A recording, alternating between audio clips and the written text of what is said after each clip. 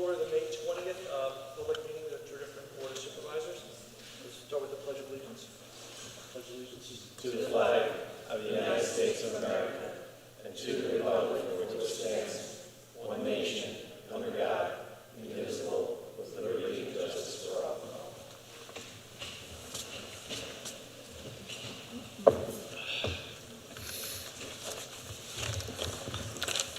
I'll start with announcements.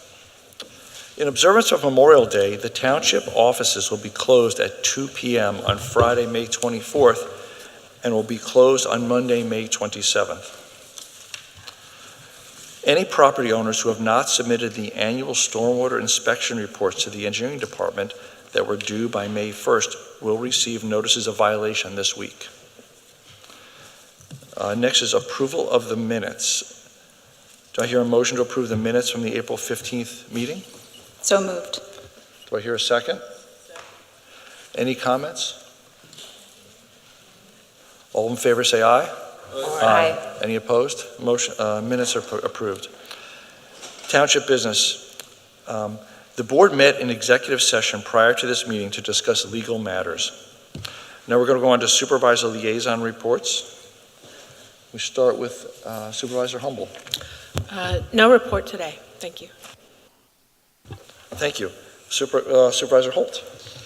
Yes, for the Historical Commission, I have a motion to reappoint Ernie Falcone to the Historical Commission, and I would just like to note that he has been a very active, very enthusiastic member, and I think we're fortunate to have him. Thank you. Do I hear a second? Second. Any comment? All in favor say aye. Aye. Aye. Any opposed? Thank you. Motion carries. Any other report? And that's it for tonight. Thanks. Supervisor Gussie? I do not have a report tonight. Supervisor Wysocki? I have two reports tonight. First, pension trustees met on May 8th for their quarterly review of the police pension fund, the 457 plan for non-uniformed employees, and the OPEB trust. After examining first quarter and other performance data and future economic and market projections, the trustees concluded that no significant changes in investment strategy were needed. The next meeting of the pension trustees is on August 14th. Second report is the Planning Commission. Planning Commission met on May 16 and considered two applications. First, a sketch plan review application for 3 Padel courts. Padel is a combination of tennis and squash, and it's apparently sweeping Europe and Latin America, and maybe the next pickleball here. We don't know. But this was a sketch plan review for 3 of those courts with associated offices at 341 Conestoga Road, zoned C1. The Planning Commission discussed the plan with the applicant and offered general concept parking and other comments. Second PC matter was the Commission heard an application for land development approval of a 5-unit multifamily dwelling on a single lot at 311 South Valley Forge Road. The zoning hearing board had previously granted the applicant a special exception authorizing a multifamily use on this R4 site and a setback variance for the proposed use. Several citizens have appealed the ZHB approvals. After hearing the applicant's presentation and discussing the proposed project, the Planning Commission heard and considered numerous citizen comments. The application was then continued to a future meeting. The next meeting of the Planning Commission is on June 20th. Thank you. Thank you, Supervisor Wysocki. Supervisor Bhaskar. Thank you, Chair Miller. So the Environment Advisory Council had a meeting scheduled for April 16th, but the meeting did not happen because there wasn't a quorum, thanks to some members who were traveling and others who fell sick at the last minute. So the next meeting will happen on Tuesday next week, which is May 28th. The Library Board of Trustees met on April 25th, and They're waiting to see, so finally, after many months, the chiller was supposedly all set up, and they're waiting for hot weather to see that it was working. But there was some leaks in the green roof, which Public Works is fixing. We had a report from the Friends of Tredyffrin Public Library that they're having a good year so far, though they really would like to get more books donated because they're short of book donations. And I guess one of the interesting things on an ongoing basis, there was discussion about having subcommittees of the Library Board of Trustees because they realized that there were things that could be more efficiently done in subcommittees and then have the subcommittees reporting back to the main Library Board of Trustees. Like, for example, when there's a vacancy, sometimes a vacancy goes unfilled for months, but if they had a subcommittee that would essentially have candidates ready to step up, then vacancies could be filled faster. And so there were discussions about what sorts of subcommittees they might have. The next meeting of the Library Board of Trustees is on Thursday this week at 7 p.m. in the Stratford Library. Thank you, Chair Miller. Thank you, Supervisor Bhaskar. Supervisor Johnson Pugh. Yes, I went to the zoning board meeting on April the 25th of this year. The main subject that they talked about was picket post. They sent in an application for a swim club, which is under review. There was also discussion in reference to lights at the tennis court in Chesterbrook, and they were working on that to see about making the changes so that the lights would not interfere with the neighbors in the area. The next meeting I went to was the finance meeting on May the 16th of this year, and they talked about 16 items in reference to Glen Hardy, Krabby Creek, Warren Spur, Woodcrest, and Upper Wheatley. There was information for bids for the parks to be worked on, Tea Garden especially for basketball court, Station Avenue, Glen Avenue Pump Station, Princrest Soft Water. That's it. Thank you. Next is a motion to authorize staff to advertise for and receive bids for Tea Garden basketball court resurfacing and painting. Mr. Fitzgerald. Thank you, Mr. Chairman, members of the board.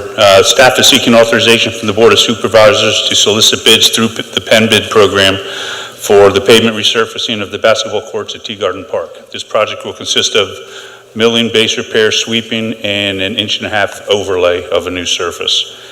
In addition to the resurfacing, staff is also requesting that we can go solicit a quote from the Brenneman Company for the installation of epoxy paint and court line layout. Since Brenneman is a CoStar's approved vendor, we'll just have to get a price from them. We're just asking for your blessing to go do it. Thank you, Mr. Fitzgerald. Do I hear a motion? So moved. Do I hear a second? Second. Do I hear any comments from the board? I just want to say the basketball courts there are used all the time by the kids in the area and the adults in the area. So I appreciate that the township is resurfacing and repainting right now because it certainly will be appreciated. Thank you. Thank you. Any public comment? All in favor say aye. Aye. Any opposed? Motion carries. Motion to authorize proposal from Promax Fence for fence installation for tennis and roller hockey courts at Tea Garden Park. Mr. Fitzgerald. Thank you, Mr. Chairman, members of the board. Staff is requesting board approval to replace the fencing around the tennis courts and the roller hockey pickleball courts at Tea Garden Park. These courts were scheduled to be replaced in a capital improvement program and included in the 2024 budget. We are recommending Promax Fence, who did all the fencing at the Stratford Park tennis courts, and to have them do the work under their CoStars program. We will be doing the fencing on the we will not be doing the fencing on the basketball courts at this time because of the resurfacing project. The cost of this project is $43,254, with township employees removing and replacing the protective wood on the roller hockey courts. Happy to answer any questions. How much was it again? $43,254. And that's to put new fencing all around. Correct. and repairing as many posts as need to be repaired. Thank you. Do I hear a motion? So moved. Do I hear a second? Second. Any other board comment or questions? I did have a question whether the new fencing will include a windscreen on the west side of the courts, because we've had input from various people that the wind really comes blowing down Tea Garden Park from Casad all the way to Contention. It wasn't included in this bid, but we can look into it. Thank you. I got one other question. What is the guarantee on these fences, like the warranty? How long, barring the, rain and elements, are they supposed to last, that before we would have to replace them again? Any idea? I don't know what their warranty was. I mean, I can see if I can find it in here real quick. I honestly do not know. The fencing in there that's there today is the original fencing, so if that Okay. gives you any idea. Okay, So thank you. how long ago was that? Just At least 20 years. exactly. It's been a very long time. Yeah. Any public comment? All in favor, say aye. Aye. Aye. Aye. Any opposed?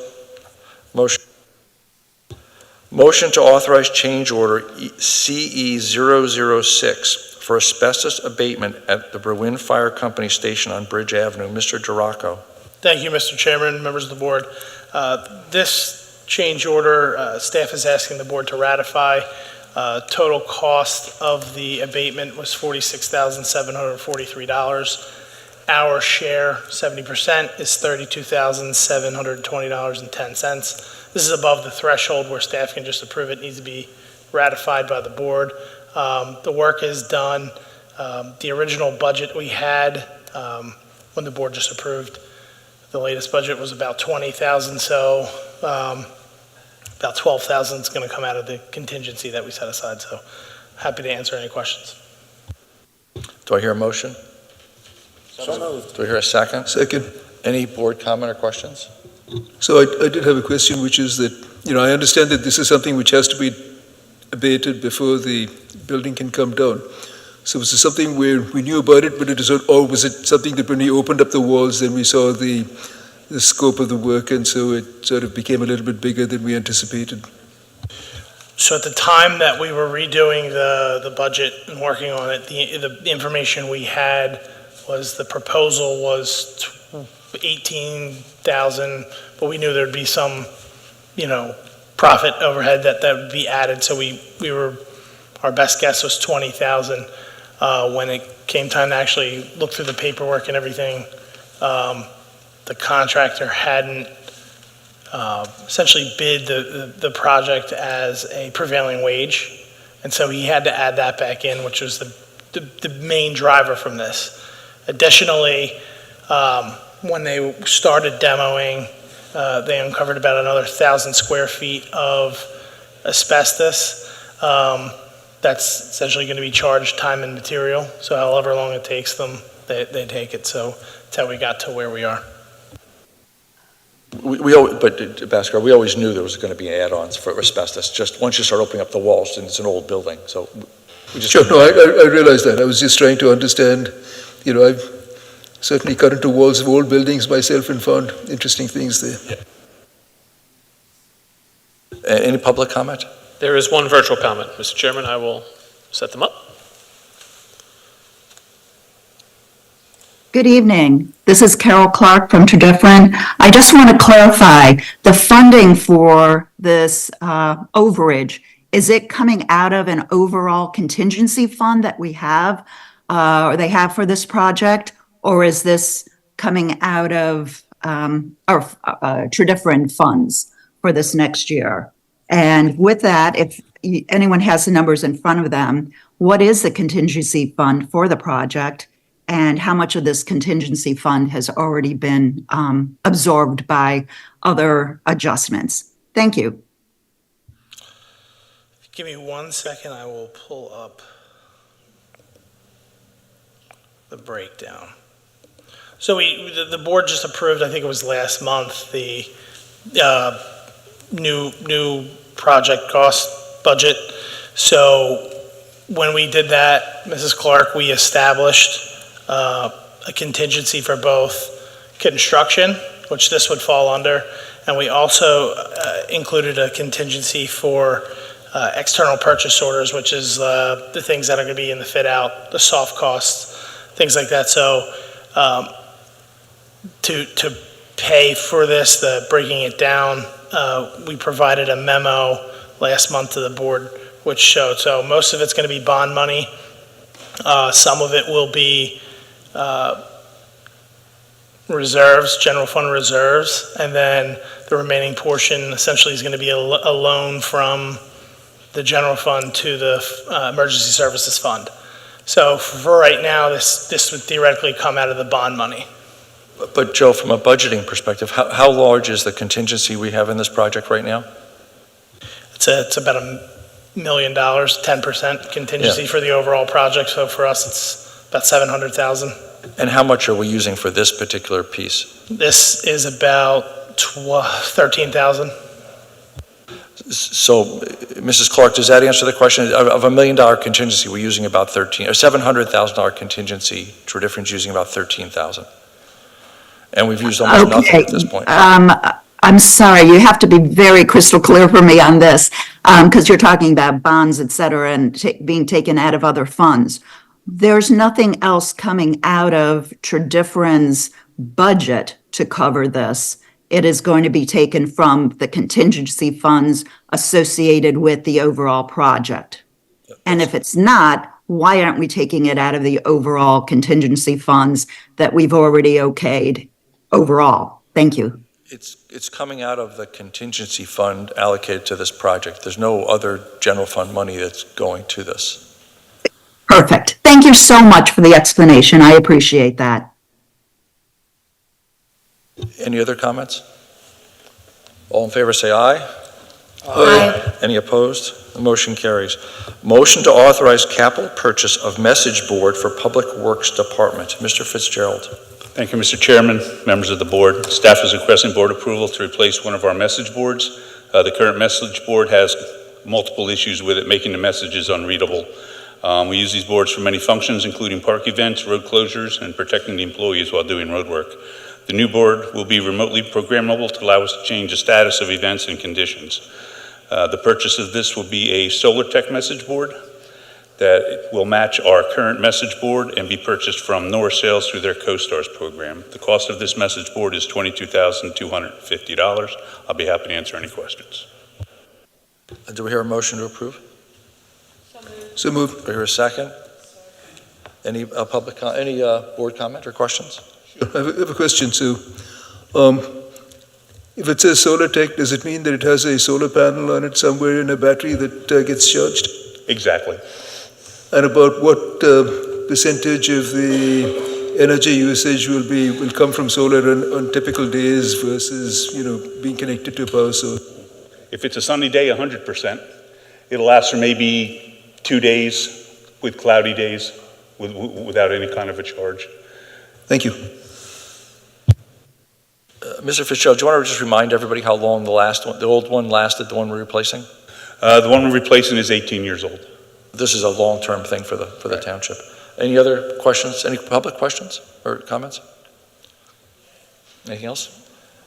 Do I hear a motion? All in favor? Aye. Aye. Any opposed? Motion carries.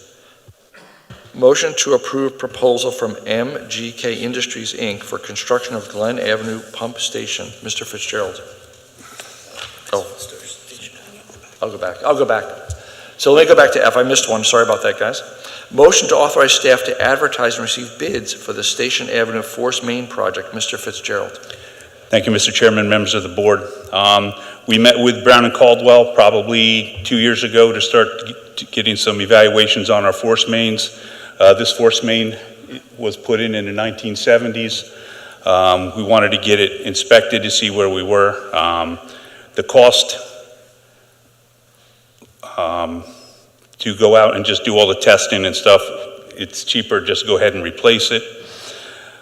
We have approximately 2,600 linear feet of 6-inch pipe we're going to be replacing. We're also going to reline it. The current pipe comes out of Station Avenue Pump Station, goes up to Conestoga Road, goes west, and then goes up through a whole bunch of yards on private property. We have an easement. The new alignment will take it to Conestoga Road, make it go west, and then down Bear Road and keep everything in township right-of-ways.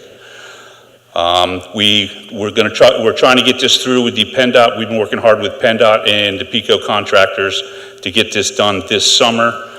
That's really when PennDOT wants us to get up in there. So this would be a very quick turnaround. We have everything, if you approve, ready to go, and we'd be coming back next month for the approval.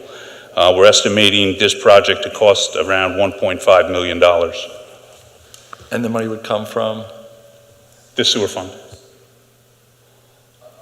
The money would come from the sewer fund. Right, sorry. Yeah, that was helpful. Do I hear a motion? Did we do this right? So moved. Second? Second. Any comments on the board? Sure, again, a question. When the old existing force main is abandoned in place, does that mean we have to document it so that if someone digs out there and they encounter the force main, they're going to be, know what to expect? Yes, we actually did, about a year ago, we went out and had it located as best we could to find out exactly where it is running. So yes, we do have all the GPS coordinates of where we believe it is. Thank you. Any other comments? Any public comments? All in favor say aye. Aye. Aye. Any opposed? Motion carries. Now, the motion to approve proposal from MGK Industries, Inc. for construction of Glen Avenue Pump Station. Mr. Fitzgerald. Thank you, Mr. Chairman, members of the board. This is another project we've been working on for probably 2.5 years to try to get this to come to fruition. The Glen Avenue Pump Station, once again, built somewhere in the 70s. We've been holding it together by getting all the parts and everything for it in machine shops. We contacted MGK, who did all of the work at the Church Road Pump Station for a previous project with a developer. We sat down, we have their proposal. It would be under the CoStarz program for all of the parts, and all of the labor would be at prevailing wage. Their budgetary cost for this work is approximately $1,981,770, and that would come out of the sewer fund. Thank you, Mr. Fitzgerald. Do I hear a motion? So moved. Do I hear a second? Second. Any board comment or questions? Public comments or questions? I do I'm sorry, have go a ahead. question. Let me just make sure I understood this right. You already have a company, this MGK, that is going to do the work, or is this going out for a bid also? It will not go out to bid. We can do this under CoStarz, so we don't have to put it out to bid. Okay, thank you. Any public I have comment? a comment too. Folks out there, you're seeing a lot of sanitary sewer, force main station work being done here. This has been planned over a number of years now, and it's coming to fruition now, because we've got the plans in place and we have the wherewithal to do it, and we're taking it out of the sewer fund, sanitary sewer fund, and we're moving ahead to avoid what might happen if we don't take action right now, and that wouldn't be good for any of us. So I just wanted to make that point. Thank you, Supervisor Wysocki. That is an important point for people to know. Any public comment or questions? All in favor say aye. Aye. Aye. Any opposed? Motion carries. Motion to authorize proposal from Brown and Caldwell for project management inspection at Glen Avenue Pump Station. Mr. Fitzgerald. Thank you, Mr. Chair, members of the board. With the Glen Avenue Pump Station project, we're requesting to use Brown and Caldwell, which is our sewer engineer now, to do the project management and inspection services. Their estimated cost is $243,400. Yes, we do have a project manager. He's very busy with a lot of other projects we have going on right now, so we just want to make sure that our money is watched, and so is all of our inspections. So that's why we're going to Brown and Caldwell to do it, since they're very familiar with the project. I'll be happy to answer any questions. No, thank you, Mr. Fitzgerald. And do I hear a motion? So moved. Or a second? Second. Any comment from the board? Public comment? All in favor say aye. Aye. Any opposed? Motion carries. Motion to approve proposal for a permit, license, and code enforcement software system. Mrs. McPherson. Thank you, Chairman Miller, members of the board. Yes, so we have looked at kind of modernizing and upgrading our permit database or permit software system. We looked at a couple of different options. There's many options that are available. What I was most interested in was having something that allowed for an online applicant portal. So the applicant can directly submit all their permit database or permit information into the database, and it kind of works with a flow with the township staff and the applicant. There's also ways to make online payments, which is obviously something we're lacking currently. And after looking at a number of different systems, I think the one that I'm proposing that the board authorize is Camino, which the prices of the couple that I had looked into are provided in my memo, but I'm looking for authorization to move forward with that. Thank you, Mrs. McPherson. Do I hear a motion to approve? So moved. Do I hear a second? Second. Any board or board comments or questions? Sure. So I just wanted to say that earlier today I had exchanged email with Ms. McPherson about some technical aspects of the system, and the questions were answered satisfactorily by the representative of the company in terms of, so the actual servers, this is software that runs in the cloud, the actual servers are hosted not by the vendor but in data centers that are run by Amazon Web Services and by Microsoft Azure, and it's distributed over multiple data centers, so even in the event of a loss at one data center, they'd be able to continue to provide the business. They're offering 99.9% availability, which translates to about 9 hours of downtime per year, which I think is acceptable for this sort of system, so I'm certainly happy to support it. Thank you, Supervisor Basker. Any other comments? I'll just add, just for the public to know, that we are pushing the township, and they're quite enthusiastically working on modernizing the technology that we used and the kind of service which will help the service we are able to provide to our residents and to everyone else who uses the township services. So this is a part of a theme you're going to hear over years as we try to upgrade things. And I think these guys are super enthusiastic about it, which is I think, really good. With that, do I hear aye? I have one more comment. Oh, sure.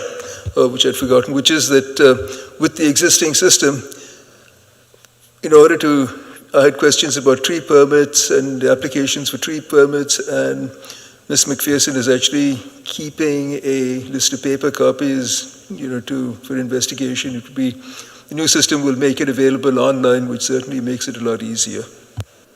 For sure. All in favor, say aye. Aye. Any opposed? Motion carries. Thank you. Motion to approve capital purchase of a police vehicle. Mr. Duraco. Thank you, Mr. Chairman, members of the board. This is something that I worked with the captain on, as well as the chief. The township admin budget capital plan we had $40,000 in there for a new vehicle. We were getting ready to start looking to purchase said vehicle, and in reviewing the repair and maintenance records that we have, as well as discussions with the police command staff, we realized that one of the vehicles that we're using for a sergeant's right now is down quite a bit, just because of the wiring in the car just has issues. And so we looked at this as an opportunity, rather than us purchase a new vehicle and the police continuing to use a vehicle that they can't really fully utilize, we would reallocate our budget to them. They had savings from their other vehicle purchases this year, and so we're asking that we combine those so the police department can purchase one more vehicle for this year, and it's still under budget. So happy to answer any specific questions. What vehicle are we going to actually buy? We were looking at,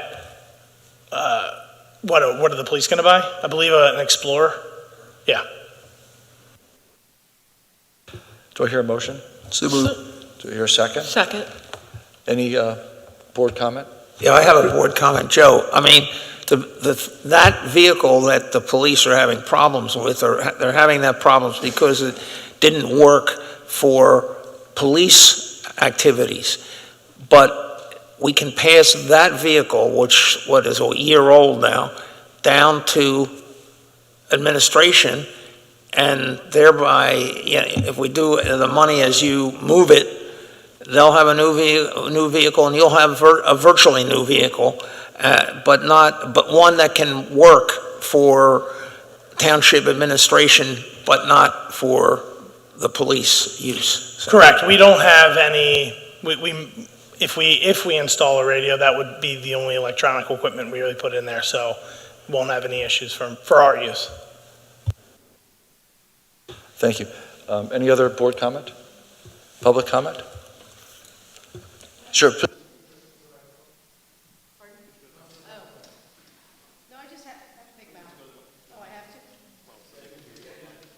It's the only way for the people. Yes, you go to the microphone and then you give us your name and address and then yeah. Hi, my name is Pat McGinn. I live at Mountain View, 1602 Mountain View Drive, and I've been in this community moving out of Delaware County for better than 15 years, I think. At any rate, I was just wondering, knowing about this new vehicle, do they ever have occasion to have like a vehicle fair for the township, particularly kids and adults, to see all the different vehicles that the safety vehicles, fire trucks, brand new? Yeah, so police car? That would be great. at a lot of our events that we host, whether it's Community Day, 4th of July, we always have vehicles out there, and kids will walk up to the police officers and they let them see what the inside of a police vehicle looks like. Public Works, same thing with our trucks. And where do they have that? At the park? We do it at, normally it's at any really township event, so it could be at Wilson, it could be any event that we're at. We try to. At our community day at Wilson Farm Park is our big one. We'll have most of the Public Works vehicles, all fire trucks, ambulance, police cars. We call it Touch a Truck, but that will be in. Okay, they're a lot of fun. Yep. I've seen them in other communities, and that would be in the quarterly. Joe, we have a date. It's October, right? The first weekend in October. Community Day, yeah, it's early October. Everything's on the way. If you go to our website, we and have all of 4th of our. July, you said. 4th of July, yeah. At the park. Mm-hmm. Okay, that's good to know. Thank you. Thank you. Any other public comment? All in favor say aye. Aye. Any opposed? Motion carries. Motion to approve the bid from G&B Construction for the Krabby Creek Stormwater Project. Mr. Burgo. Chairman Miller and members of the board, this project, Krabby Creek, is kind of the culmination of work with the Valley Creek Restoration Partnership. It's been going on for a number of years. They've done work with us before on stormwater projects underneath in the right-of-way of township roads. They obtained 4 different grants for this project. They hired Jacobs to perform their engineering design work for 4 roadway systems in the township: Laurel Lane, Williams Lane, Beechwood Road, and Elizabeth Lane. So their consultant designed those systems and worked with the township engineering department on review of those. These systems are similar to other things we've seen in the past. They're underground infiltration systems. They contain new stormwater inlets and piping, and ultimately we'll have new milling and paving on those roadways and new curb work when all finished. On April 4th of 2024 at 11 a.m., the township received bids from qualified contractors for the Krabby Creek Stormwater Project. 7 bids were received and reviewed by township staff, with G&B being the lowest qualified bidder. The 4 projects in total were bid, and they were higher than the amount of money that we had with the grants. So we have $476,300 in grant money. We did identify reductions. We actually reduced the project by cutting Elizabeth Lane from the project. That saved $308,000 and $308,578. And then we also had identified, talking with Mr. Duraco, funding from the general obligation bonds for about approximately $240,000, so we could do 3 of the roadway systems: Laurel Lane, Williams Lane, as well as Beechwood Road. So those 3 get us 3 of the 4 projects we intended, and we are recommending tonight for the Krabby Creek Stormwater Project to be awarded to the lowest qualified bidder of G&B Construction in the amount of $715,227,095 or 95 cents. We, just as one other caveat, we did discuss this reduction of the one roadway segment, Elizabeth Lane, with the contractor, G&B, and they are fully on board with that. They are geared up and ready to start this project, so they're happy to move forward. Thank you, Mr. Burgo. Do I hear a motion? Do I hear a second? Second. Any board comments? Yeah, but Steve, so if on the next go-round you get more money, you would then add back in, what is it, Elizabeth Lane? Elizabeth Lane would be... That would be the first one on the list if coming back, if more money is found or gotten? If there was more, I guess if there was a grant or other more money in the future, that project is already designed, so it could be added back at a later point in time. But the project as a whole is looking to approve the three systems, one for Laurel Lane, one for Williams Lane, and one for Beechwood. So 3 of the 4 roadways would be, basically constructed under this approval. Right, they get done in this approval, but I'm saying on the next go-round, if money is then, Elizabeth Lane would be at the top and then like, since they're not in there now, they're getting taken out, would they then be at the first group and then whoever else you add on? Or is it whatever happens, they may come back in there? I guess I'm looking at in the sense that, put them back. Yeah, I think what we'd be looking for is there will be an opportunity to budget money for this in a future year project, or look for a grant for this to do this project. It is, like I said, it is already designed, so it's a shovel-ready project. So if we applied for a grant, I know the Valley Creek Partnership has already said that they're looking to even look for grants for this, because it's one of those projects that different agencies would salivate over trying to offer grant funding for, because it's already designed. They don't have to pay for design, they just have to pay for construction or a percentage of it. So yes, it would be something that we would look to add to the budget to finish. It is in our project list for the MS4 sediment reduction that we have in our permit. So yes, we would be looking for that for a future year. Any other board comment? Yeah, to follow up, so the decision was made, this is a cost savings decision. Is that, Joe, essentially what it is? Yeah, it's a cash flow budgetary. We through some of the other grants that we had received, we had about $500,000 worth of funding for stormwater projects that we could allocate. We're allocating, I think it was like about $240,000 for this one. We'll be allocating some more money for Stratford to do that. So we're left with a little bit of money that we have other projects that we have. Was this because we shifted money from the firehouse increased costs over and cut, or? No, so we didn't cut any of the funding for it. So in the budget, we actually don't have any money in the budget, township funds for this. When they went, Valley Creek Partnership had designed 4 separate projects, knowing, I think realistically, we probably weren't going to have enough funding to cover all 4.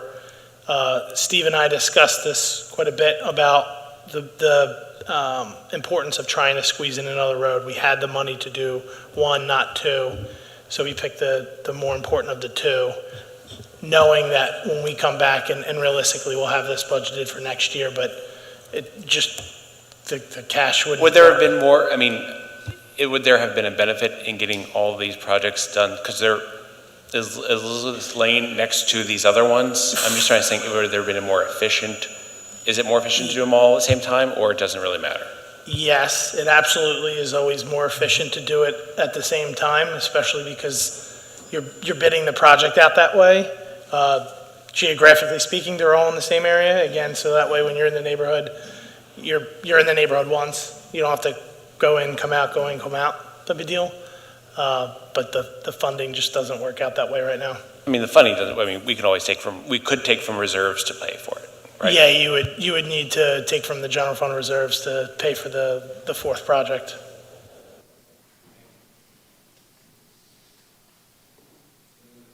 Any other board comments? Do you have any idea, like, how much the cost savings would be by grouping them at the same time? That's probably difficult to estimate. Yeah, I think the easiest way to answer that is that it's about $308,000, I think, for the third project or the fourth project. G&B was our lowest qualified bidder. There was a huge spread in the bids for these as well, from low to high.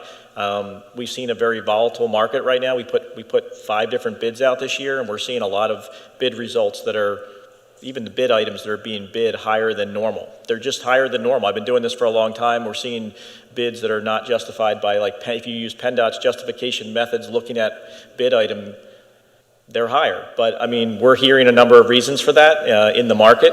There's a lot of projects that are on the street. There's always a savings doing the project, at one time when you go out to bid and you get the results in. You have a lowest qualified bidder. But, there are opportunities. I think with this one, we made a decision too. It's cost savings. We chose Beechwood over Elizabeth right now because there's utility relocations that have to be done for Beechwood and for Elizabeth Lane. Beechwood's already on Aqua's radar for this year, and they're bumping up that section of relocation for that project. We've already met with them and had that discussion. Elizabeth Lane was not, and they had some other conflicts that we would have to adjust the system, the design we had. So it made sense to do the 3 we're doing, but that's just... Did they bid all 4? And then, okay, so the bids that came in were on all 4 projects? Yes. And then we decided, all right, I'll cut this one out, and they went in there and did that. Did you do that with the other bids? Or just the one that was the... Did you go back to like the second? This was all one bid. Yeah.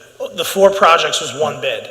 So we just said that the 4th project we're declining on. I'm saying like the second, I gotta take a look at what it was the second lowest qualified bid. Did you go back to them and see if you took out the... G&B, I believe, was still the lowest. G&B was lowest across the board, so we looked at those numbers. They were the low bidder across all the different 4 projects. It didn't change the order or the ranking of the lowest qualified bidder if you looked at all those numbers.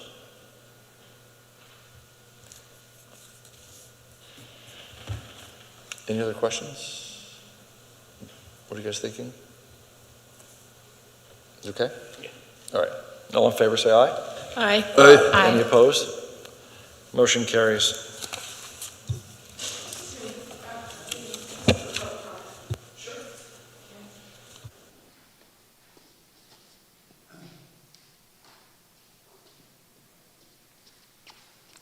Ann Murphy, 5 Berkshire Terrace.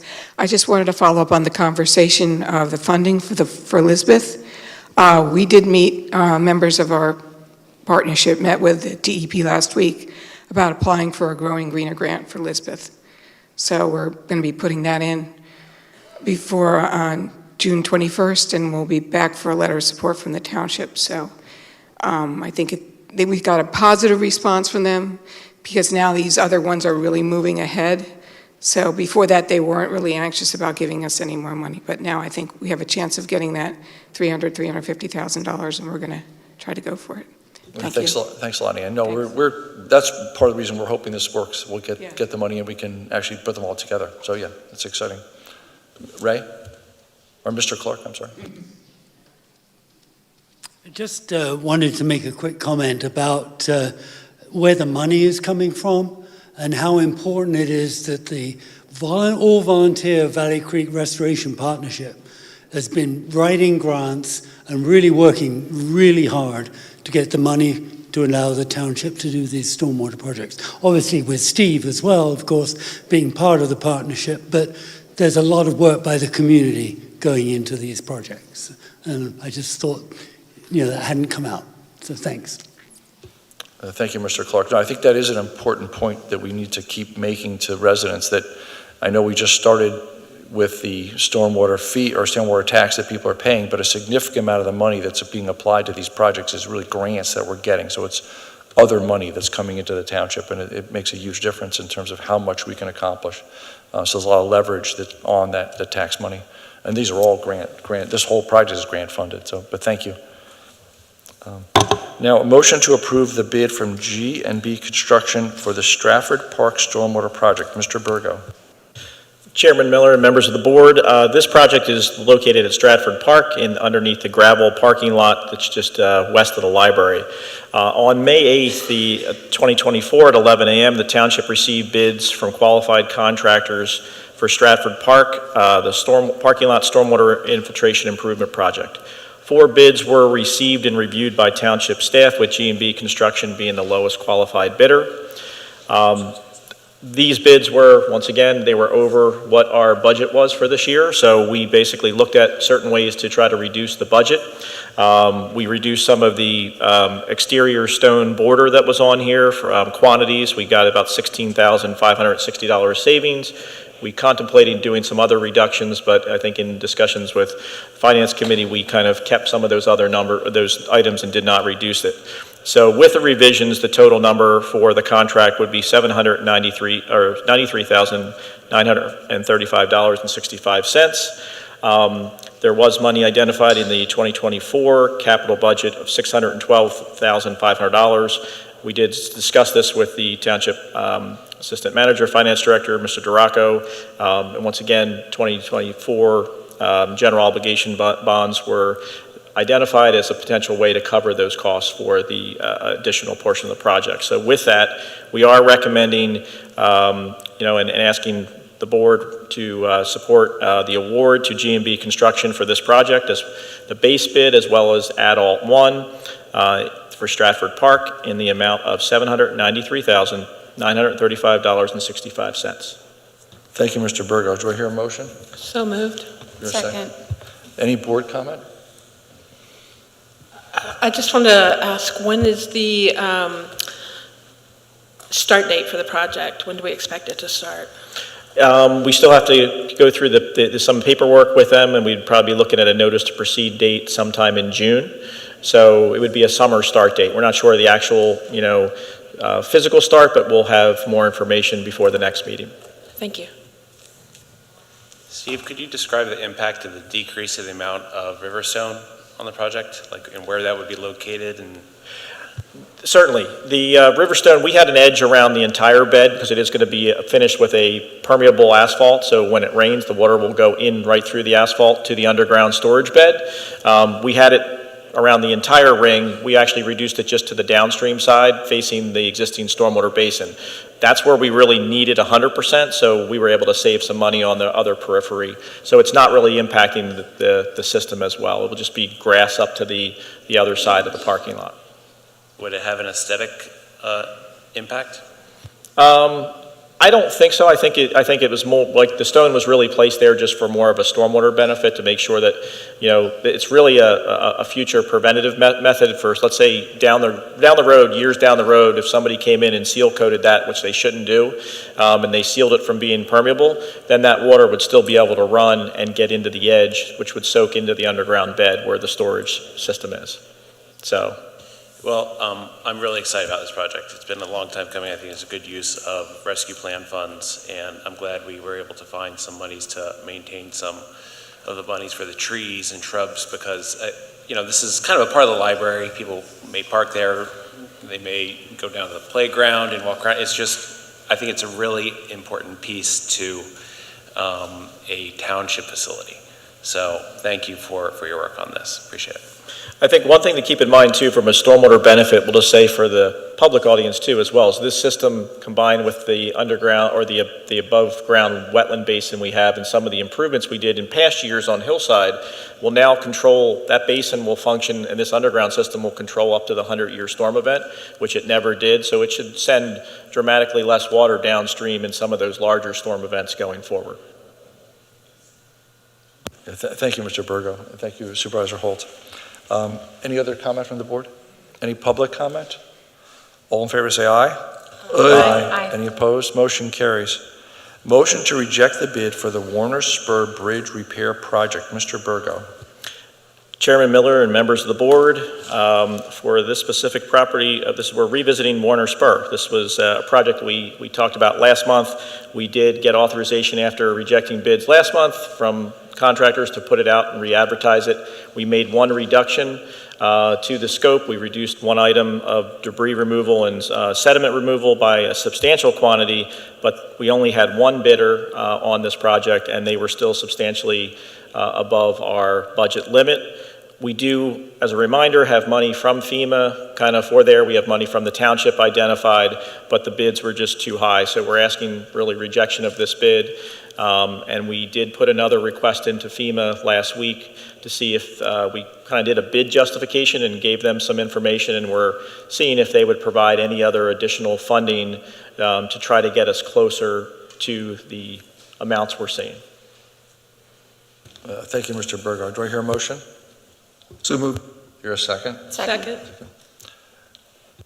So, Steve, our plan now is to see if we can get additional funding from FEMA and then potentially put this out to bid later in the year, maybe in the fall? That would, yeah, if we can get some more money from them and we can figure out where we stand budget-wise, then we could look at coming back to ask to re-advertise if we can get some more money. I think that makes sense. Any other comment here?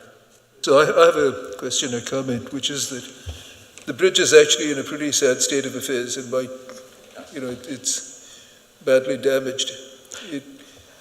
Would it be worth actually thinking about taking it down rather than waiting until we get some more money to possibly repair it? I would recommend against that. I mean, I've been with the township for a long time, and I think there was one other instance in Krabby Creek going back years ago where lack of maintenance caused a bridge to have to be taken down. And I can tell you, especially this is in Valley Creek, it's an exceptional value watershed. Once you take a bridge down, it's much harder and much more expensive to ever rebuild it. So it's easier to maintain it, even though those costs might be high. The cost to build a new bridge would be, 3 to 4 times that cost if you had to do it again in the future. I mean, I think if we did rebid it, if we did re-advertise and we did get more money from FEMA, we would take another scalpel to this and try to see whatever else we can cut to make it as bare bones as we possibly can. But there is a certain amount of work we have to do with concrete and masonry repairs to address that damage that's with the bridge. But the current bridge, I mean, how many people who uses it, and what sort of potential liability would we have if it actually came down? There's not a lot of usage to there today. There's no usage. There's no cars driving over it. It's basically just either pedestrians or people who might be through that area. It is blocked off. We do have concrete, basically blocks on either end of it, so nobody would drive there. So at this point, that's there, and it is being, basically township staff are monitoring that bridge periodically, so we know where it is condition-wise. If something else changes, we would at least be able to make that determination down the road. But it always is certainly better to repair than take down a bridge. You don't want to have to be considering, paying the cost. I mean, you can see some of the other bridge projects we've done, and this would be substantial cost to have to rebuild a new bridge if you decided to in the future. Thank you. Any other board comment? Any public comment? All in favor say aye. Aye. Any opposed? Motion carries. Motion to approve the following for the Glen Hardy Road Bridge Replacement Project. A bid from JVI Group as a contractor, a bid from Michael Baker for construction inspection and management services, temporary construction and permanent drainage such bridge easement for the 1570 Glen Hardy Road. Mr. Burgo. Chairman Miller and members of the board, this project is the Glen Hardy Road Bridge North. It's the removal of the stone arch bridge and replacement with a new precast concrete structure bridge. On May 8th, 2024, at 1 p.m., Township received bids from qualified contractors for the Glen Hardy Road Bridge Replacement Project. 6 bids were received and reviewed by Township staff. JVI Group, Inc. was our lowest qualified bidder. So the township and our design consultant, Michael Baker, have reviewed their bid, and we've basically talked to we haven't worked with this contractor before, so we actually reached out to all their references. We checked those. Some were from PennDOT District 8 in Harrisburg, and some other people who have worked with them before. They all came back with very good reference reviews for them for this type of work and other representative projects. So this project is identified, and the dollar amount for this project and for all the bidders was under budget, which is good to see. So for this one, so we are recommending and requesting respectfully that the supervisors award the Glen Hardy Road Bridge replacement project to the lowest qualified bidder, JVI Group Incorporated, in the amount of $1,069,531. Thank you, Mr. Burgo. Do I hear a motion? So moved. Do I hear a second? Second. Any board comment or questions? Public comment or questions? All in favor say aye. Aye. Any opposed? Motion carries. Motion to acknowledge the removal of 596 Park Ridge Drive from consideration in the FEMA Home Acquisition Program. Mr. Burgo. Before we get to that one, I think we have to finish up the other, sorry, I think I stopped. The second portion of that request was for Michael Baker International, was for the construction inspection services. So we did get a proposal from them because as part of the original contract, it was just for design services. So that proposal was in the amount of $118,256,000. Assumes 6 months worth. It's a not to exceed. It assumes 6 months worth of construction, and we are hopeful that this project will not take that full amount of inspection review, so it might be lower, similar to what we had on Chesterbrook Boulevard for that project.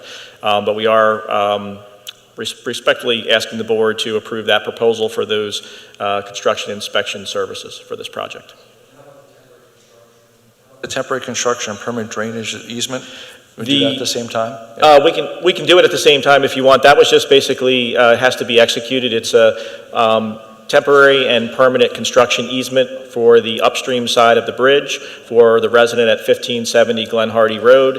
It's a township standardized easement agreement document. We've reviewed it with the solicitor's office, and we've talked with that resident. They've signed and notarized that document. We just need that to be approved and signed from the board as well. Yeah, thank you, Mr. Burgo. Do I hear a motion? So moved. Hear a second. Any board comment or questions? I just want to thank Mr. Burgo for all your hard work on this. I know the residents in that area are very appreciative of getting attention to their needs over there, so thank you very much. Thank you. There's a lot of work going on in that area. Now, the township is very sensitive because the turnpike's been working down there for quite some time. Aqua's been doing waterline work, and I know it's a lot of balancing down there because there's just a lot of construction going on. Those residents have been really, really good at kind of weathering all the construction activities that are going on down there. Yeah, I would say there's a lot happening there for sure. I'm not sure they're exactly as happy as you think. They'll be happy when it's finished. Let's put it that way. It's progress. Yeah, they'll be happy when it's done. That is for sure. All right. Any other comments on the board? Public comments? All in favor, say aye. Aye. Any opposed? Motion carries. Now we have a motion to acknowledge removal of 596 Park Ridge Drive from consideration in the FEMA Home Acquisition Program. Mr. Burgo. Chairman Miller and members of the board, this is for Park Ridge Drive. So if everybody remembers, we've been working on some requests that we had received from residents on Park Ridge Drive for potential home acquisitions. They've had severe repetitive losses from flooding over the years. I guess maybe it was December, Congresswoman Houlihan's office notified the township that we were going to be receiving $2.5 million, I think it was, for that overall acquisition project. And as part of that process, it included 3 homes, 595, 599, and 596. This property owner recently over the holidays switched ownership. Somebody else bought it, and the new owner, we did meet with them at FEMA's request to see if they were interested in staying in the program, and they initially were, but then they came back and asked us to be removed from consideration. So we're just basically acknowledging to the board that they are no longer wishing to be part of the process. And does the amount of money we receive change as a result of one house being removed? The final, I guess, the final offers will be made to, like, when FEMA goes through the process, will only be made to those other 2 residents. So yes, we will get a lower amount of final money based on those 2 properties, but it doesn't change right now at this point in time. Thank you, Mr. Burgo. Do I hear a motion? So moved. Is there a second? Second. Any comments? Any public comments or questions? All in favor say aye. Aye. Any opposed? Motion carries. Motion to authorize staff to execute documents related to gas and electric contracts for township accounts. Mr. DeRocco. Thank you, Mr. Chairman. I'll actually let Mr. Martin handle this one. He did most of the work this time. Thank you, Mr. DeRocco, Mr. Chairman, members of the board. In your package, you received the current rate structure offer as of the market in your packets on Thursday for our gas and our electric pricing for the township. As you can see, then Mr. DeRocco and I had an updated call for tonight's meeting in case we do authorize us to move forward. So you can see the rates have ticked up for both gas and electric rates. And for our gas rate, we have a contract that expires in July of this year, which is why we're proposing to engage and lock in a price now for our natural gas usage. You'll note the recommended proposal is for 24 months, 0.647 therms. We're currently locked in, and we did this at the lowest point in 2021 of 0.449 therms. So you can see how much the market has moved since 2021. So we're recommending authorizing me to sign the engagement for that 24-month contract.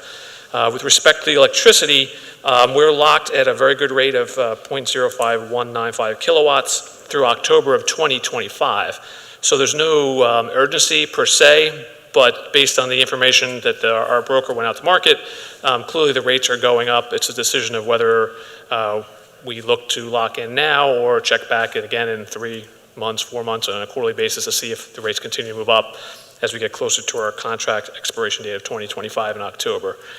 So happy to answer any questions specifically, and we'll go from there. So in terms of the electric, I understand the discussion on gas, and I think would offer a motion that we approve your recommendation there. On the electric pricing, is there any reason we need to lock in now, or doesn't it make sense to see if we can get a better price given that it's a 40% increase? Yeah, so the quote you have there is obviously for the green initiative, just so everyone's clear, what the township is committed to 100% green, so that is already built into the pricing. It's just of a question of some people feel the market's not going to improve over the next 3 to 4 years. Do you lock in now, or do you come back in 3 months to see where it is? If it continues to rise, we can make that decision.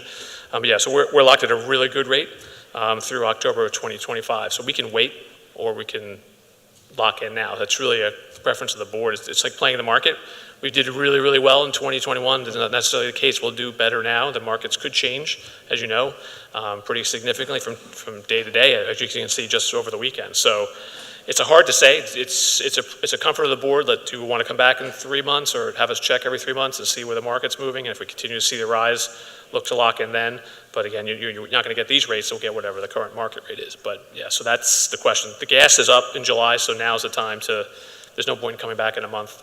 It's not going to change significantly one way or another. That's going to give us a benefit there. So it's just a question of do you want 12 or 24 would be our recommendation there. Yeah, I mean, any other, I would say for me, I would recommend we would approve the gas contract for 24 months as recommended, and for electric, I would propose that we give it a couple months and take a look at it and see what get a little more information about the marketplace. Staff's okay with that? Yep. Yeah, that would be my suggestion. Do we need a motion? But I think we're having discussion first. Yeah.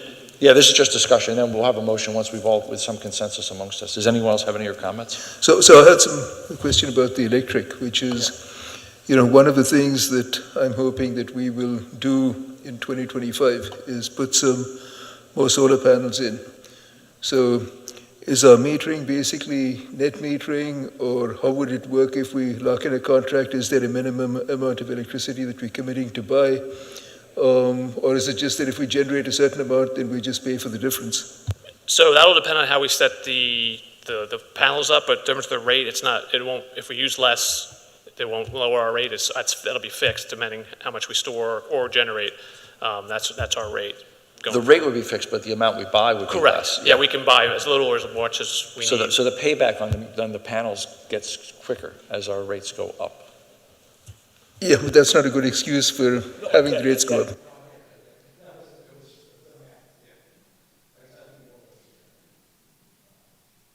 Any other board comments or question? So I'll offer a motion that we approve the gas recommendation from the board, from Mr. Martin, and that we defer a decision on electric for a little bit longer. Yeah, the motion, for the 24-month Does that make lock-in. sense? I'll offer that motion. Do I hear a second? Second. Any other board comments? Any public comments? All in favor, say aye. Aye. Any opposed? That motion carries. Motion to authorize advertisement of a public hearing for ordinance HR 481 on June 17th, 2024, amending Chapter 163 of the Tredyffrin Township Code by amending Section 163-21 regulations regarding the acceptance of industrial waste, trucked industrial waste, holding tank waste, and septage. Mr. McKenna. Thank you, Mr. Chairman. As the board likely knows, some portions of our wastewater is treated by the Valley Forge Sewer Authority. Similar to an ordinance that we did last year, the Valley Forge Sewer Authority is required, pursuant to regulations from the EPA, to update their industrial waste regulations. And when they do so, when EPA tells Valley Forge what they can and can't do as it relates to industrial waste, Valley Forge then tells us what we can and cannot send to them to be treated as it relates to industrial waste. So what you have in front of you are updates to certain of those types of industrial waste. I'm not going to pretend that I know the details of chromium hexavalent or copper and lead details. I would defer to others who did not have law degrees on the details. But we actually did an ordinance like this similarly. I think it was last year. Valley Forge had updated their regulations and we had to approve the ordinance. So what is in front of you is a request to authorize advertisement so that we could adopt it at the next meeting. Thank you, Mr. McKenna. Do I hear a motion? So moved. Do I hear a second? Any board comment or questions?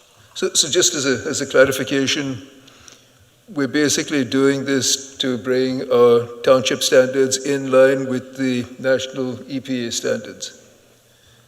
Correct.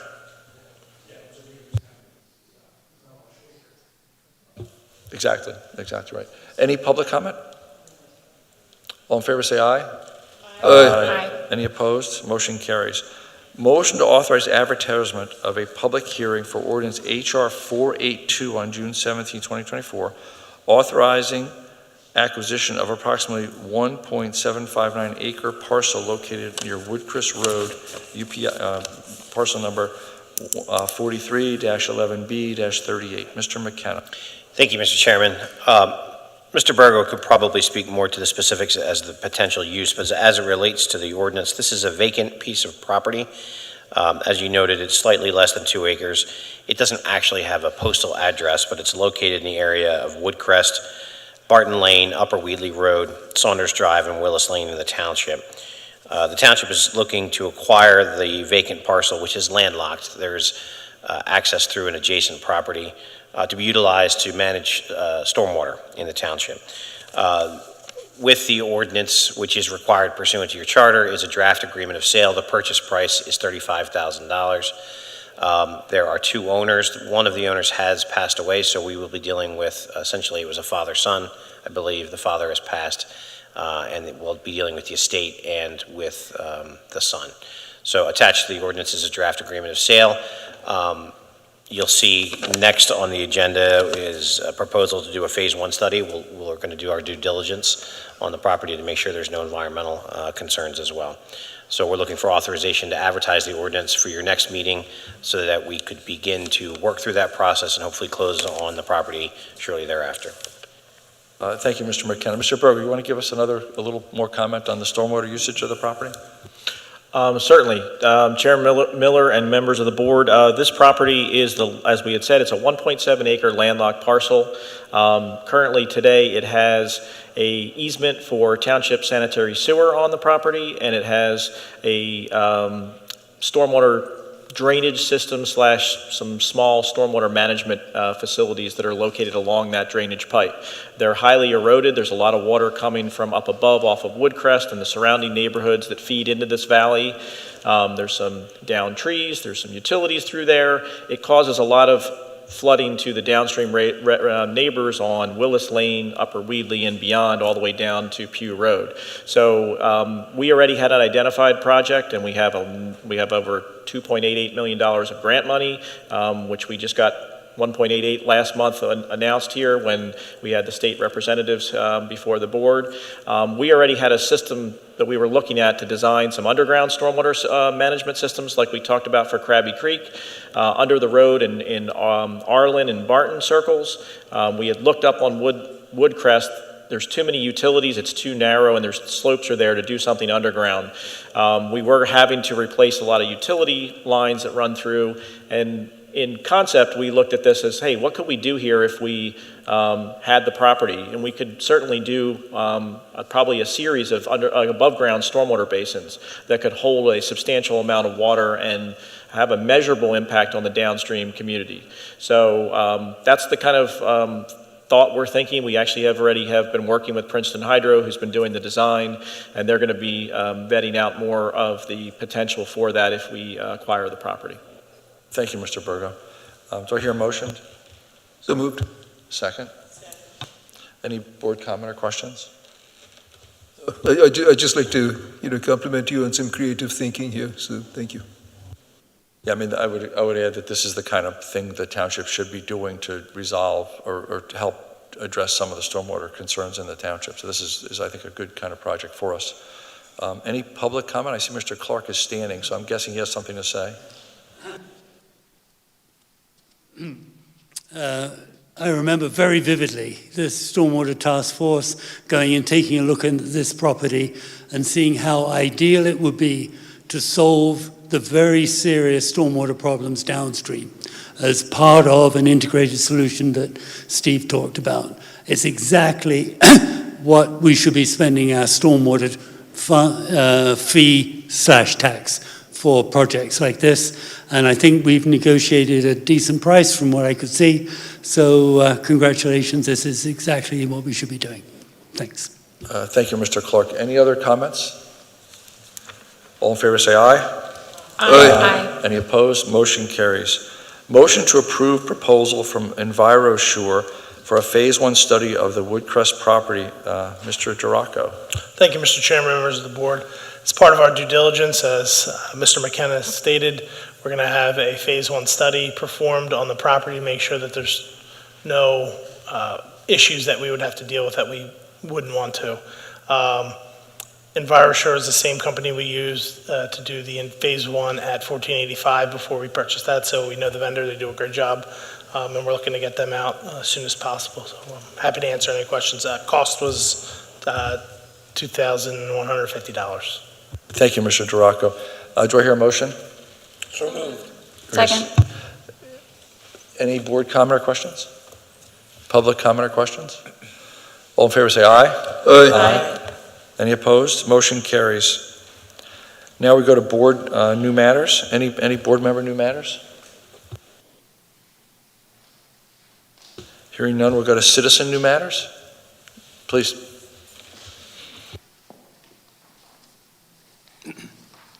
Good evening. My name is Dan Klein, and I've been a resident. I'm sorry? Huh? Your name? Dan Klein. Oh, Dan. Hi, Dan. Yeah. Good evening. My name is Dan Klein, and I've been a resident of Mountain View Drive for about a decade and a member of my HOA's board for the past 5 years. Starting back in December 2023, 2 commercial vehicles began parking on Jefferson Lane between Mountain View Drive and Chesterbrook Boulevard, after our HOA informed them that they could no longer park their vehicles on association property due to long-standing rules over 40 years old governing such vehicles. After internal discussion, our HOA is unwilling to grant an exception for these vehicles to park within association property. The Township Police have stated that these vehicles do not constitute a traffic hazard. However, my neighbors and I vehemently disagree. Vehicles regularly cross the double yellow lines to swerve around these parked vehicles, impacting both pedestrians and opposing traffic. To be clear, we have no issue with the vehicles or the owners themselves. It is the fact that any vehicles are parked in this area that is a concern. According to longtime residents from when Chesterbrook was built back in the 1980s, no one has ever parked in this location for more than a few hours. For some background, I've spent time speaking with members of the Township Police Department directly and also attended a traffic committee meeting. I'm here tonight with my neighbors from the communities lining Jefferson, including Mountain View, the Ponds, the Quarters, and Sullivan's Bridge, to implore the Board of Supervisors to consider all options available, including instructing the police to place temporary no parking signs or the potential adoption of an ordinance to implement a no parking zone in the area I described. If this concern needs to be sent back to the Traffic Committee, we are willing to go that route if such an action will result in a positive outcome. We would very much appreciate the support of the Board of Supervisors to find a way to rectify this hazardous situation before a tragedy takes place. We would like the Township to explain why this situation is being allowed here but not elsewhere in Chesterbrook, including along Harrison and Bradford roads, and further down Jefferson in front of Sullivan's Bridge and the Ponds, where there are no parking signs in front of those developments. I warmly extend an invitation to any member of the Board of Supervisors to meet me and my concerned neighbors at the intersection in question to witness firsthand the danger present as a result of these vehicles parked in their present location. I promise doing so will change your perspective. Thank you for your time this evening, and we look forward to an opportunity for us to collaborate with the Township on a solution to rectify this dangerous situation. Thank you. Dan, just a quick question for you. Yep. Or Mr. Klein, I'm sorry. Yeah, quick question for you. So why can't they park in Mountain View? What's the opposition for them parking the vehicles where they live? Sure. Our association rules specifically do not permit them to do so. They're considered per our homeowners association. So I'm the vice president of the board, right? So we've had our discussions internally.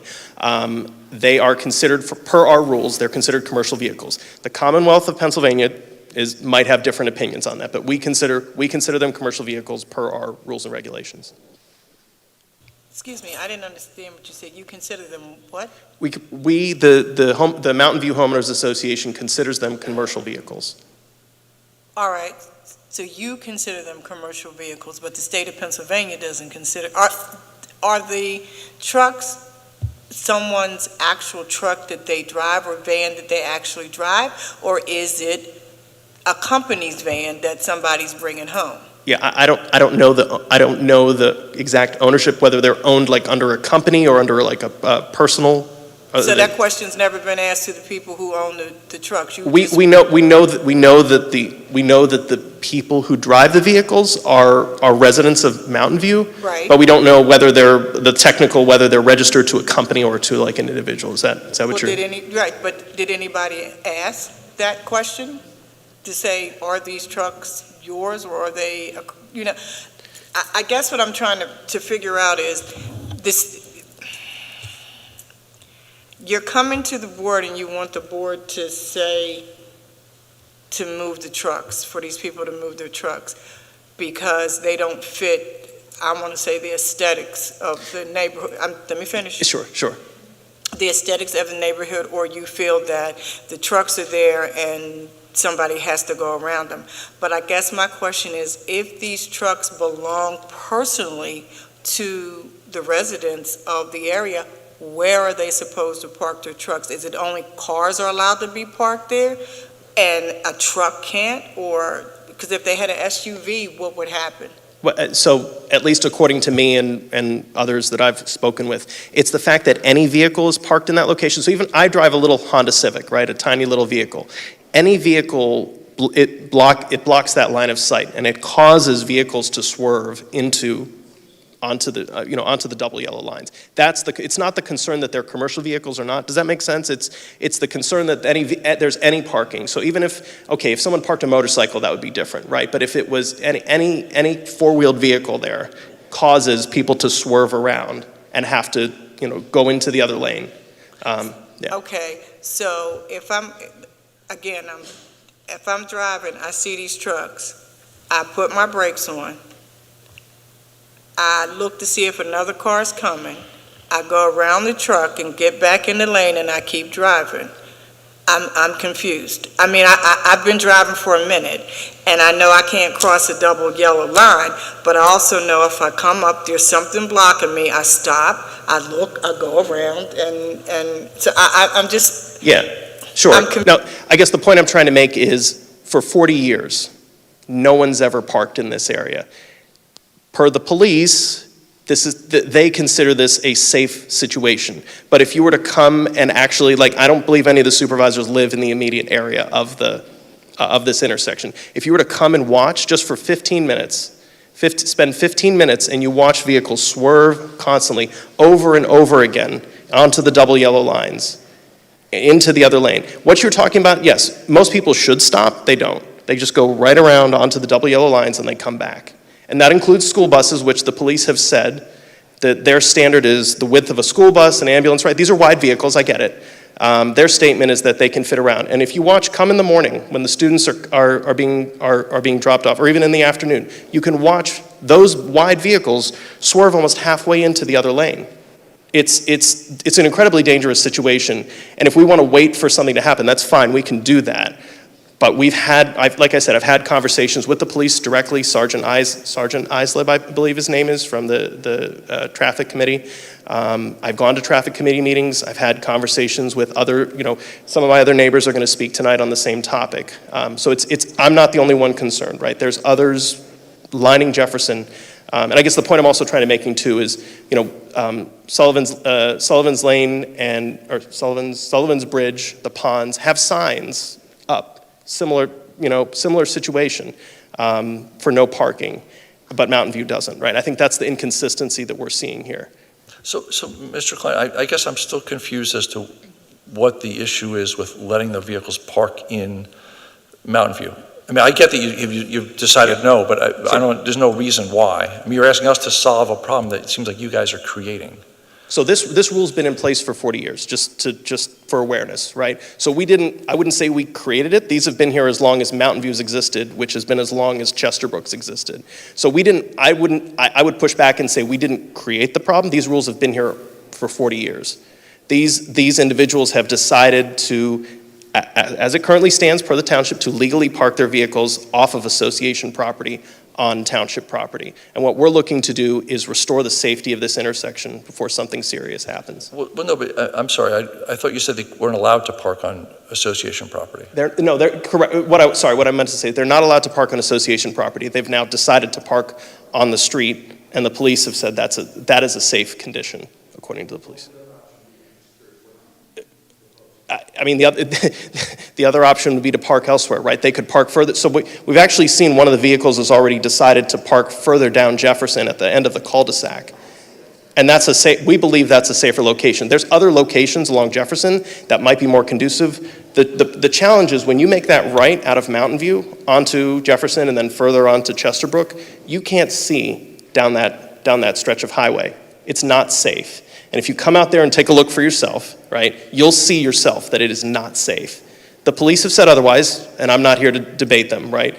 I'm saying here that it is not a safe situation. And what we're more looking for, we're not looking for an ordinance tonight. We're not looking for any specific action. It's more awareness, saying this is the situation. We've tried to go through the proper channels, through the police, through the traffic committee, and it just hasn't gone anywhere. So that's what I'm trying to communicate tonight.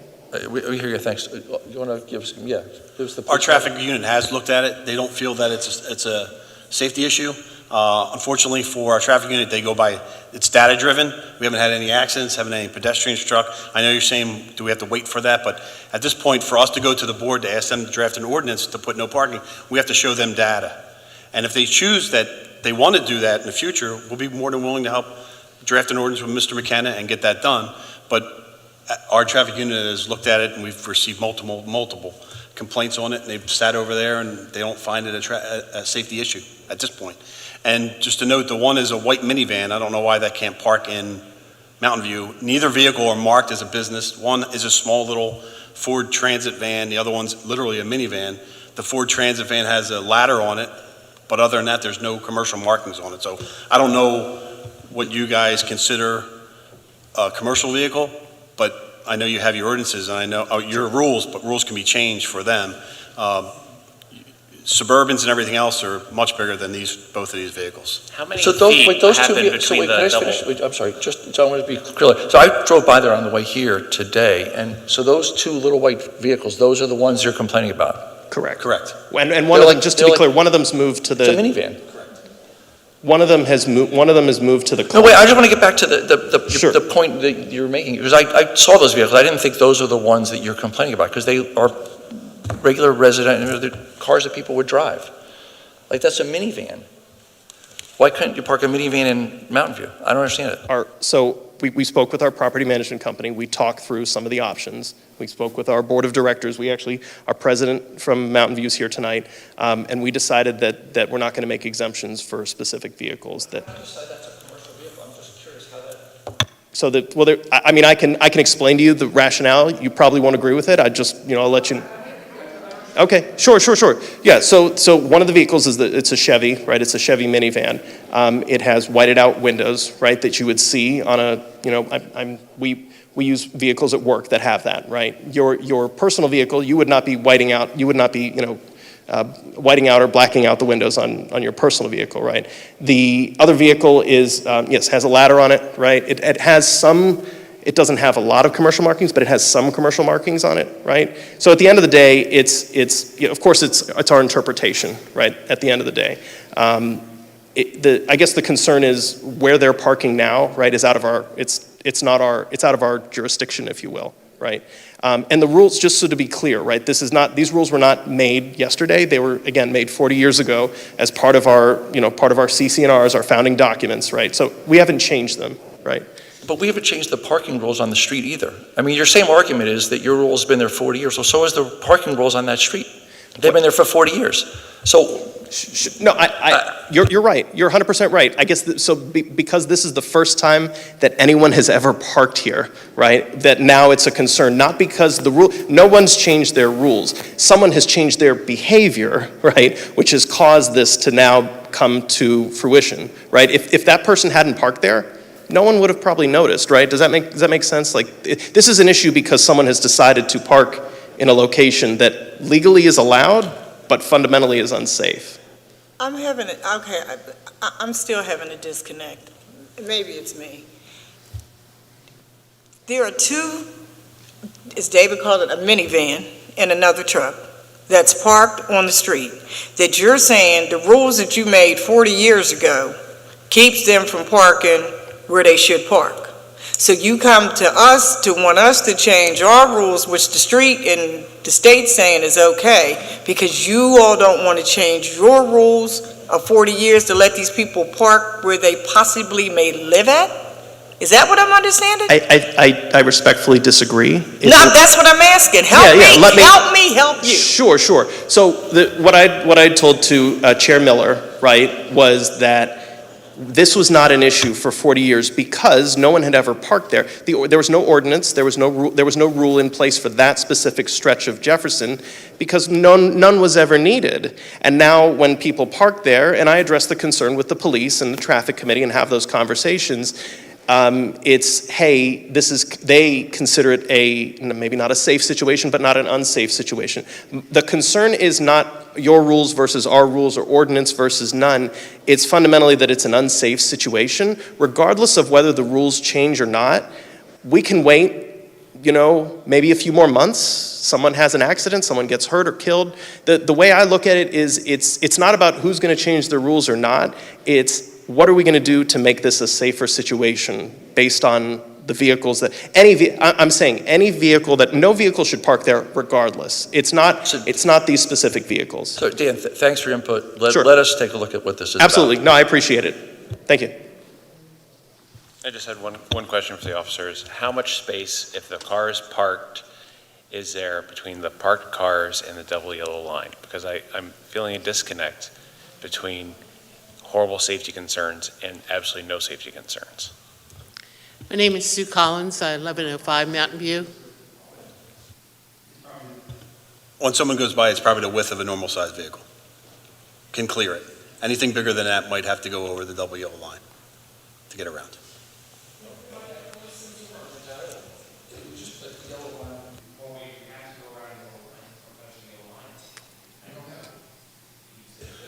a bigger vehicle or a school bus would need to go across it.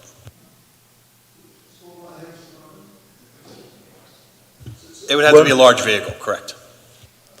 One other clarification that I wanted, which is that looking at that street, and I'm looking at it on the street view, it looks as if it's not that different from many, many other streets in the township where we do allow parking. So there's nothing particularly exceptional about the street that requires us to make, or that says that we should make a change, because this is a common situation in the township. Correct. Yeah, I just want to, I appreciate they brought us to our attention. I want to go out with one of the officers and just take a look at the whole situation before we, just so I learn more about it. I don't know enough today. Absolutely. Except I drove by there earlier and didn't understand what the issue was with the vehicles. Now that you're explaining what your situation is, I just want to look at it a little more. Absolutely. And I too will drive by there when I get a chance. Add me to Okay, if I that. proceed. One fact is that I think one vehicle does have a license of truck. The second point is there's about 15 children that wait at that stop in the morning. If you come out of Chesterbrook Boulevard, going on to Chesterbrook Boulevard, the incoming traffic coming down from Chesterbrook Boulevard, and you're on Jefferson Lane, you cannot see incoming traffic because of the trucks. They're so close to the exit from Mountain View. So you can't, they block it. People, I go by there several times a day, and the people coming by invariably go on the other side of the line where incoming traffic is coming off Chesterbrook to go down to the other 4 communities or to go into Mountain View. There's a lot of activity because there's about 4 or 5 communities down there. So that particular location for parking is not ideal because you can't see and people go out and then the incoming traffic is coming. I've written 3 appeals to the police about looking for traffic because people come up the hill from Gateway up to Chesterbrook at like 70, 80 miles an hour. They tailgate us. They're going very fast. If they make a turn in, they're not going slow. So if a car is going out over the line, they're coming in, that's it. So it proposes a dangerous situation. And that's what I think Dan is trying to bring to attention, is the position of where it is not ideal. And the buses stop there for the children that wait at 7:30 to get onto the buses, and there's at least 15 kids there. So I appreciate your time and listening. Thank you very much.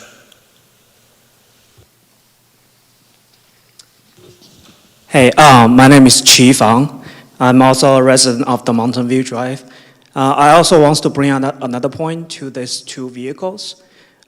Because they are not always there, so sometimes they leave, right? Just as Sue just mentioned, there's children there. So you will never know if people with ill intentions, because we know those 2 vehicles is safe, right? So we don't really pay attention to them. But let's just say some other people drive their vans, park over there. We're like, oh, maybe there's just that 2 regular vehicles, right? And then kids were there. So you never know. People will just like get the kids and then onto the truck, right? So you will never know who is actually parking over there with those 2 vehicles.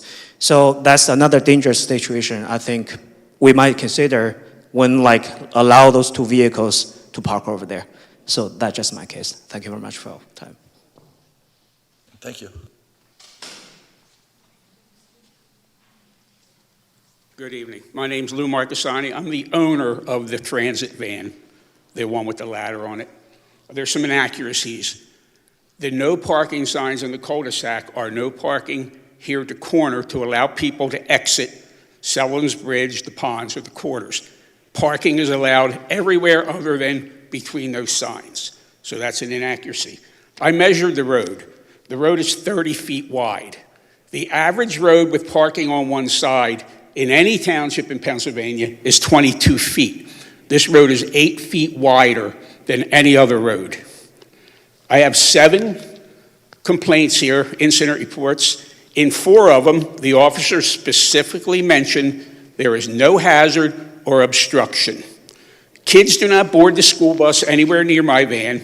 When you come out Mountain View, My vans are to the right, 57 feet from the entrance. The children board the buses and exit the buses on the left-hand side of Mountain View entrance. There's no danger. As a matter of fact, it's safer because it's traffic calming when there's cars parked there. So this is all about aesthetics. They don't want to see them on their property or off their property. The HOA's fiefdom wants to expand its control. Thank you. Thank you, sir.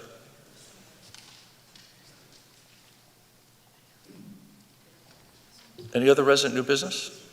Can I just say, I don't really have a dog in this fight, but I did just look on Chesco Views, and amazingly, there is the van with the ladder on the top and another van, and a car going right by them, right over the double yellow line, if that is material or not.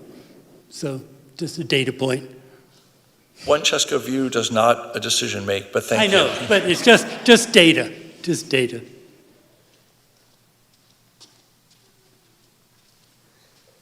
Hello again. Thanks for allowing us to address the issue. Just repeat your name of again, Mountain just View. so. Pat McGinn. Thanks, Pat. Okay. Just if you would please take note when you do the drive-by, there are no sidewalks on either side. It's a very active area for walkers, for kids, for strollers, animals, whatever. People are using that area all the time. I, for one, always walk around that way when I do my path to the park and all. So just take note that there are no sidewalks. And to be safe, we have to, that's the only place we can walk is on the street to get where we want to go. So, on foot. Not to mention the kids, but that was already brought up. So thanks very much. Please take note of it and consider the no parking signs. Because we don't want to invite any other vehicles besides the ones that are there. Yes, thank you. Pardon me? Thank you. Thank you. Any other public comment? Not on that. There's other topics, go ahead. No, one more, right.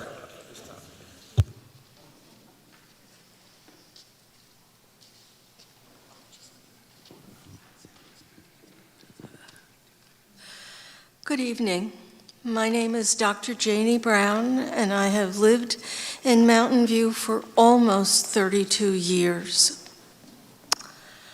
I just completed online an AARP safety driving course, and the safety of this area is very important to me.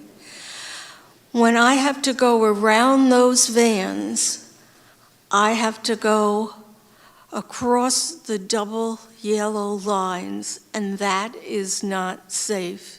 Doesn't matter how wide the road actually is, those vans take up too much space. The people who are coming from Chesterbrook Boulevard are turning either from the left or from the right. Some of them obey the laws and come around the corner slowly. Others don't really care, and they come very swiftly. I am very afraid that I am going to be involved in an accident, and because I am over the double yellow lines, it will be my fault. I think that the people who walk and the strollers also makes it very dangerous. I would like for you to consider making Jefferson Lane as safe as it was before, and that means putting up no parking signs. Thank you. And have you spoken to your HOA about, ma'am, have you spoken to your HOA about allowing parking? If you're so worried about the safety, have you talked to your HOA about allowing these people to park where they live, in the parking lot? Would that be an easier solution than this? I think you're talking So if about... if it's really a safety issue, isn't that the way to solve it? Just let them park in the parking lot? You're talking about the rule that we can't have commercial vehicles? Is that what you're saying in Mountain View? It's a minivan and a small truck. It's not a big commercial vehicle. So if you're worried about safety, isn't the safety solution allowing these people to park where they live in the parking lot? It's the fact that they are commercial vehicles. It's not this, it's sometimes, there are a lot of SUVs that are very large too, but they are for households. They are not for commercial. Is that what you mean? Well, no, your concern is safety, right? So if the whole issue is safety, isn't one very easy solution to allow these people to park in the parking lot of the place where they actually live, as opposed to making them park on the street? I think that people should read the rules before they rent or before they own, to know that if they own a company or work for a company and it is a commercial vehicle, that it will not be allowed.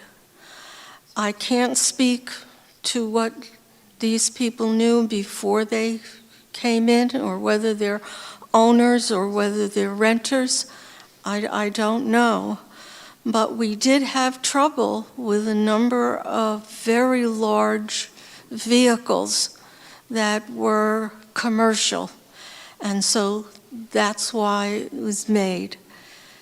Where they're going to park is now a problem really for them. They have to decide what to do.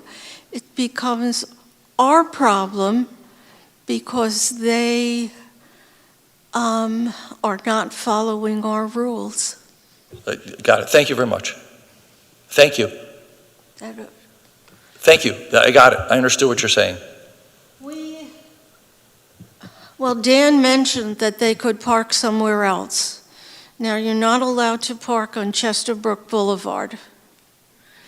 And they would have to decide where they can park, where it would be safe for them, and they could.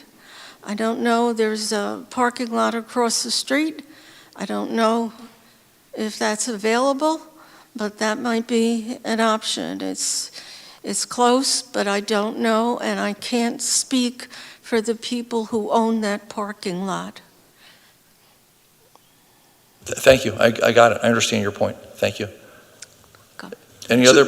Well, my take on this is that, and this is addressing the entire issue, that there is an intransigence on the part of the HOA that says even small commercial vehicles are not permitted, because otherwise, if you wanted to make it safe, instead of saying commercial vehicles, you could just say, limit the parking based on the size of the vehicle. Whereas right now, it looks like someone could, buy a used tank and put a private license plate on it, and that would be legal. So because of the intransigence of the HOA, it seems like you're asking the township to make some changes, and special case a street when there are many miles of streets in the township that are wider than this, that do allow parking. And maybe the solution is to remove the double yellow line and put in a single yellow line.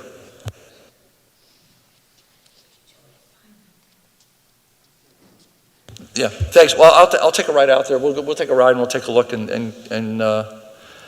I guess, Dan, we'll get back to you on it. Yeah, I just said we'll take a ride out there and take a look, and I'll get back to you on it. Does that make sense? Yeah, I have your email, so if that works. Okay, good. Do we have other public comment on a different topic?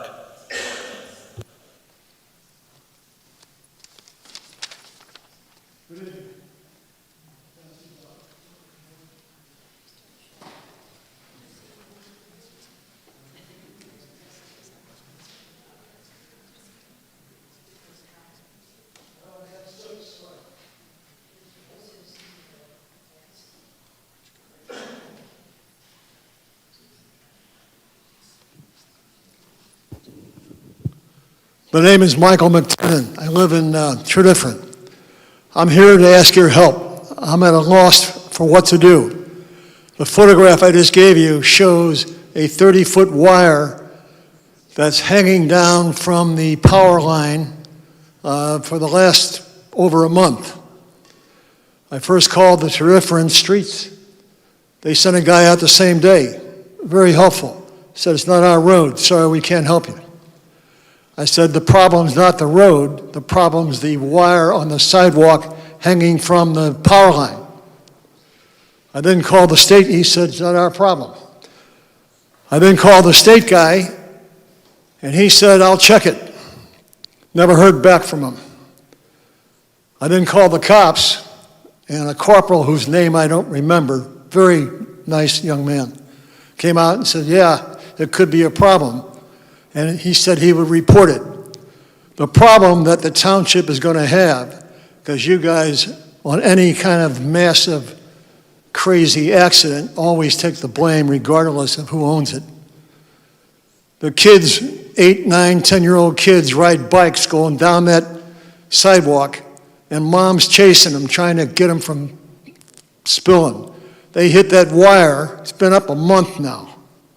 Nobody's done it. They hit that wire, they're going to go spinning off, and you got the major lawsuit of your life coming. So where's this? Where is this exactly?